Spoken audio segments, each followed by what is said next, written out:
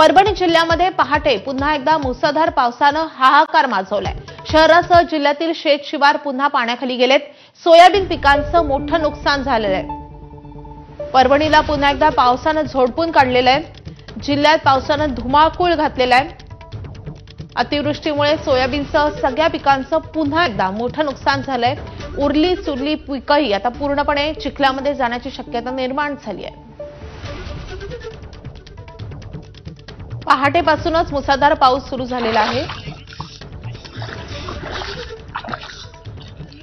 आपण बघतोय ही दृश्य बघतोय परभणीमधून। पहाटेपासून पावसाचा जोर वाढलेला आहे। सोयाबीनसह सगळ्या पिकांचं मोठं नुकसान झालेलं आहे आणि मुसळधार पावसामुळे आता उरली सुरली पिकंही पूर्णपणे वाया जाण्याचा धोका शेतकऱ्यांना निर्माण झालेला आहे। पुराच्या विळख्यातून हे शेतकरी सावरलेही नाहीये, तर पुन्हा एकदा पावसाचा फटका परभणीला बसलाय।